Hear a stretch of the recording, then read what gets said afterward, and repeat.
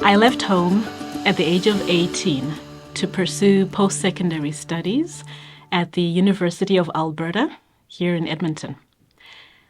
I came back to my birth city, much against my will.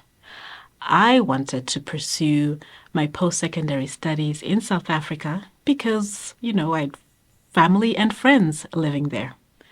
But my parents insisted, and so I came.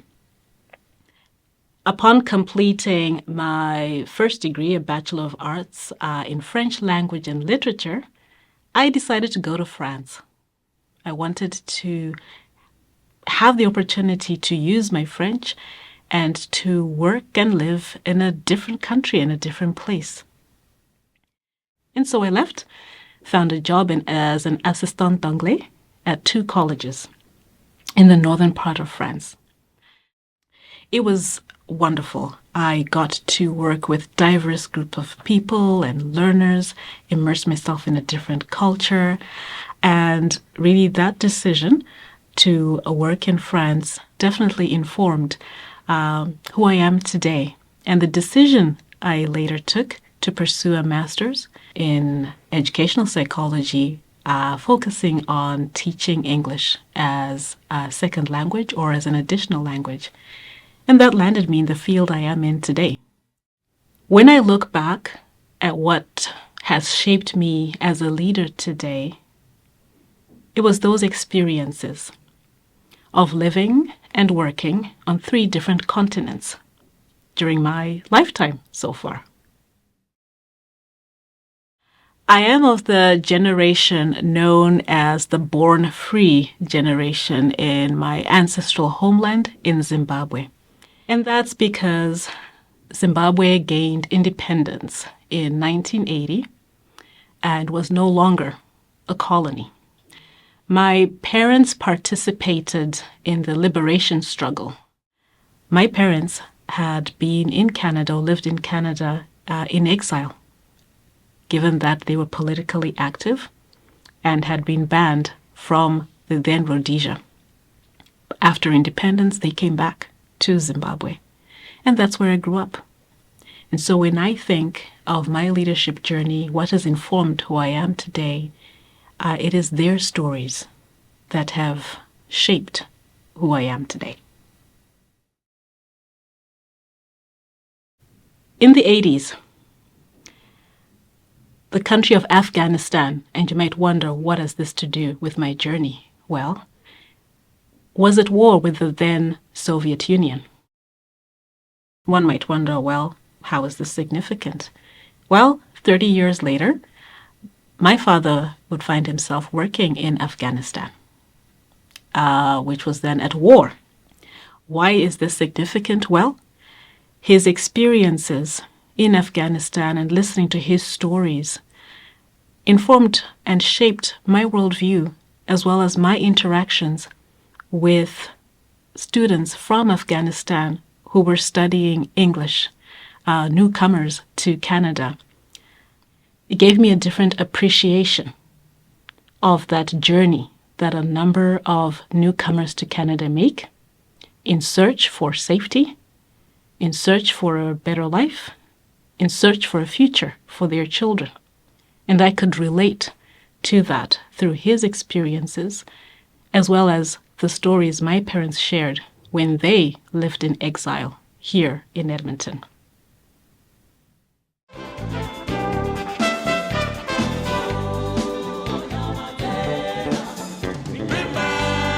Nelson Mandela, bring him back home to Soweto. I want to see him walking down the streets of South Africa. When? Tomorrow. That song is etched in my memory. I think for many little kids growing up at that time, this was a catchy tune and we all knew the lyrics. I was a teenager when Nelson Mandela was released from prison. there was great excitement. At that time, at that age, I understood very well and knew about the impacts of apartheid in South Africa. And after all, I had family members, living there. And so while the tune was a catchy tune and rang across, radio stations that year, it was really a glorious moment to come to that realization and to know that this marked the end of an era, the apartheid era, not only in South Africa, but what that meant for freedom around the world. Years later, I made the trip to Johannesburg, actually last year, to Johannesburg to visit my sister who lives there and to participate and attend her graduation. While in South Africa, we decided to go to visit the Nelson Mandela House in Soweto. And what struck me as we entered the compound, the complex, was this life-size image of Winnie Mandela with her fist raised, which is, quite a common image we've seen, really symbolizing that quest for freedom. We hear a lot about Nelson Mandela and his leadership styles, his approach, his great work. We don't always hear the side of Winnie Mandela. But it got me thinking about the complex role or roles that she had to play as a woman, as a mother, as the wife of a liberation fighter, freedom fighter, herself as a freedom fighter, and how that could not have been easy.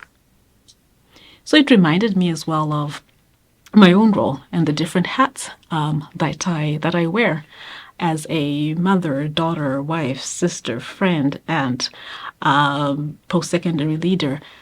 Navigating that and finding that balance is definitely no easy feat. I recall vividly the song, I think that was released in 1985 or so, We Are the World. I recall it because there was Michael Jackson, Lionel Richie, and it was a catchy tune. There was one line in particular that I remember to this day, and I'm sure many people listening would remember it.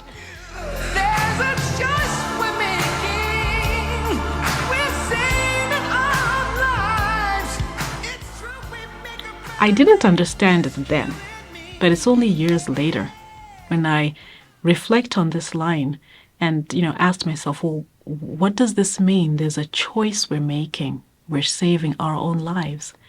And looking back, I then understood the role of politics, the role of decisions that leaders make. I saw this really come to surface again with the most recent COVID-19 pandemic, where again governments, people in power made choices that impacted and affected the lives of many. And so when I think of the worldview I've taken, the cause for social justice, the cause for access to education, access to resources, that has really informed part of who I am.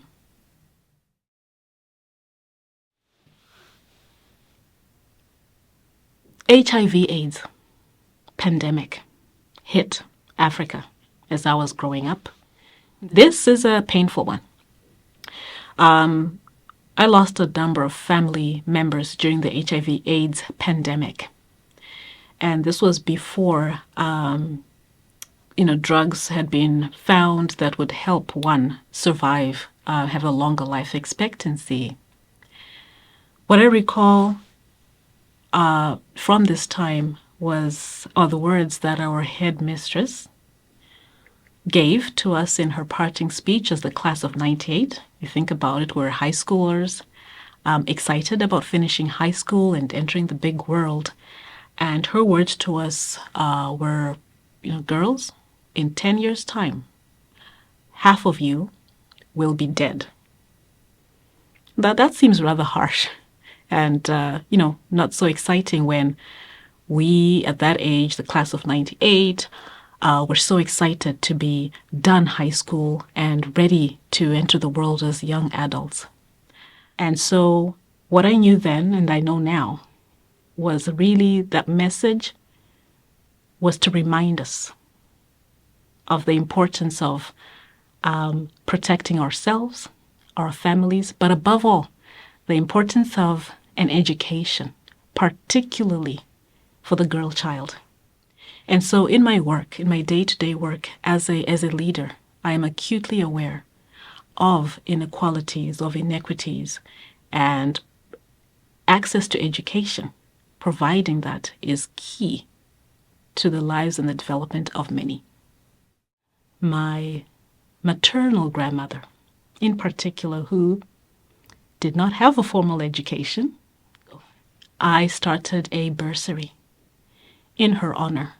And this is a bursary called the Mbuya Esiri Damonda Bursary, named after her, to support women pursuing post-secondary studies in the field of business. And so it pays their tuition. And so this is a way that I can see giving back to the community and as well supporting another woman in her journey toward education and empowerment. Literature has informed how I think and view the world. I love readings. Growing up, I had to study literature in 3 languages, and so it was English literature, French literature, and Shona literature, Shona being one of the major languages, official languages in Zimbabwe. When it comes to the English literature, we studied African literature, and a book that really stood out and that everybody had to read was that of Chinua Achebe, Things Fall Apart. This was a piece of work, particularly as it centered on and reflected really the empire writing back. In this case, Africans defining themselves in their own words as, who they were and how they wanted to be depicted. So artists like Chinua Achebe, Ngugi wa Thiong'o, with his book on decolonizing the mind, the politics of language and literature, of course, struck a chord with me because language is very important to me, and I studied languages. But not only did literature inform my worldview and how I see things, there was also books from the United States, from North America, books from Europe, particularly British novels that we had to study. So yes, the Jane Austens, the Charles Dickens, particularly Great Expectations, and just looking at and understanding different worldviews and how that impacts the way we see things. So I'm currently a member of the Harare Book Club, and this is a book club led by my sister. Really, it's an international book club with participants from everywhere across the world engaging in literature, again, from various parts of the world. And it is a very rewarding experience to be able to read and interact and share thoughts and ideas again and again, and a perspective of how people see the world and how they interact. One day, my father brought home a VHS tape of the movie Cry Freedom. And he brought it home for a number of reasons. He was a part of it. And so, of course, at that time, we thought, wow, our dad is in a movie. Well, really, he had a small part in it as one of the members in a crowd. But nevertheless, we were excited that our father was in this movie. But even more exciting, there were scenes from this movie that were shot at our local shopping center, so not too far from where I grew up. And of course, the reason that these scenes were shot there was at that time, the movie makers could not actually shoot this movie in South Africa due to the apartheid system there at that time. What also struck my sister and I as we watched this movie was one particular scene, a scene that never left kind of my mind, my sister's mind, was the Soweto uprising. And this was really back in 1976 when a number of school children were killed protesting against the forced use of Afrikaans in school. And during these protests, they were shot and killed. Of course, as you can imagine, as young children ourselves, this was shocking. But it also taught us that where there is oppression, where things are not right, it is important to stand up and fight for human rights. And so I look back and think about, with this particular movie, how it has shaped who I am as a leader today. The lessons I learned there were to really stand up for human rights, but also I realize that my own leadership style, the way in which I view things, is centered on principles of social justice, equity, diversity, and inclusivity. And I see it in the way that I navigate the world and in the way that I work with those around me. The stories and experiences of those around me, as well as my own story, really I see this as a tapestry. It's all woven into one beautiful story. And I then think that within this story, I do have many hats and I play many roles. I am a mother of 3 wonderful, energetic children. Keep me busy. On most evenings and weekends, you will find me on a soccer field as the soccer manager, as the cheerleader, as the soccer mom. For myself, for my own health, I participate. I'm a member of the Sister Walk group. And this is a group of women that meets every Saturday morning to walk 10 kilometers. And the purpose of this is really to look after ourselves and our own health. I read somewhere that if you do not make time for your health, you will make time for your illness. And so ensuring that we encourage each other to stay healthy and to be active. So this is part of what I do. I am the granddaughter of Esri Damonda, my maternal grandma. I am the granddaughter of Maroro Zinyemba, my paternal grandma. I am the daughter of Alice and Ranga Zinyemba, wife to Kevin Banga, mother to Taka Tumwa Tipa Imudi, daughter-in-law to Lillian Magaya, sister, aunt to Chico, Taku, Bella, Savannah, and Shara, and those to come. I am Maroro Zinyemba.